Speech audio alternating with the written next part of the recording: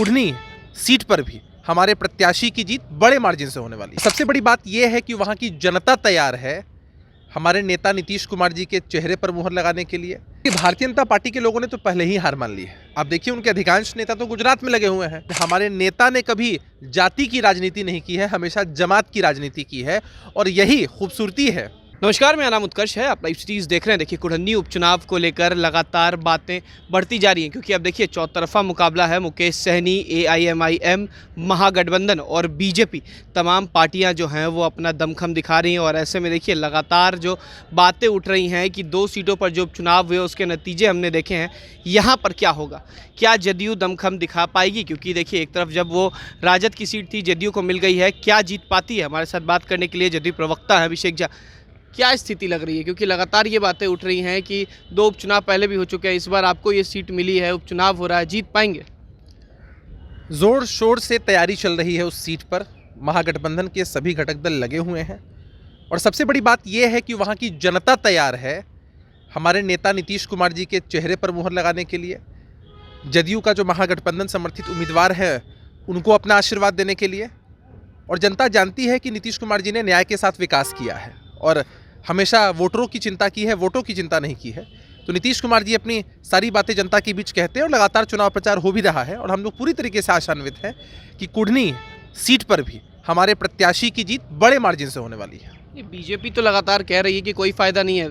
सवर्ण की बात कर ले तो उनके पास वोट है, लेकिन अब देखिए मुकेश सहनी तो ज़रूर उतर गए हैं, लेकिन बीजेपी साफ कह रही है कि हम जीतेंगे, कोई दिक्कत नहीं है वहाँ।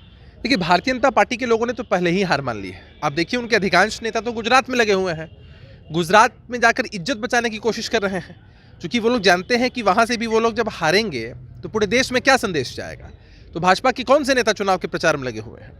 और जहाँ तक सवाल है, भारतीय जनता पार्टी के लोग कह सकते हैं कि भाई सवर्णों का ये एंगल है, फला जाति का ये एंगल है, लेकिन हमारे नेता ने कभी जाति की राजनीति नहीं की है, हमेशा जमात की राजनीति की है और यही खूबसूरती है उनकी राजनीति की कि हर जाति धर्म के लोग इन चीज़ों से ऊपर उठकर उनको अपना आशीर्वाद देते हैं।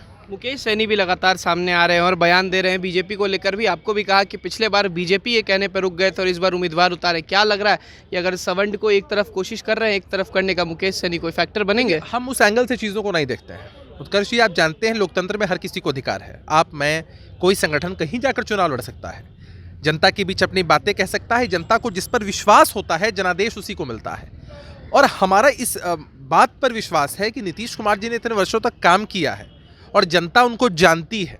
तो महागठबंधन का जो उम्मीदवार होगी उसकी जीत सुनिश्चित है।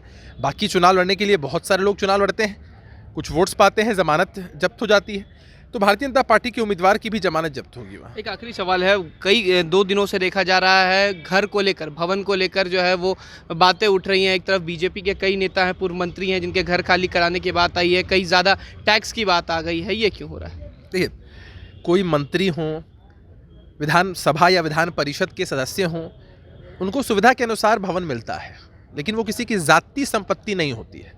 हमें आश्चर्य लगता है कि भारतीय जनता पार्टी के लोग जब वो पद पर नहीं है तो निश्चित रूप से एक सीमित समय अवधि में खाली कर देना चाहिए ताकि जो दूसरे सदस्य हैं उनको मौका मिले। ये सुविधाएं मिलती है जनता की सेवा करने के लिए, भोगने के लिए नहीं। लेकिन भारतीय जनता पार्टी के लोग जिस तरह की नौटंकी कर रहे हैं उससे साफ दिखता है कि इनके मन के अंदर इतना ज़बरदस्त मोह है कि कैसे उनको सुख सुविधाएं मिले। इनको जनता के दुख, जनता के काम से कोई मतलब नहीं है।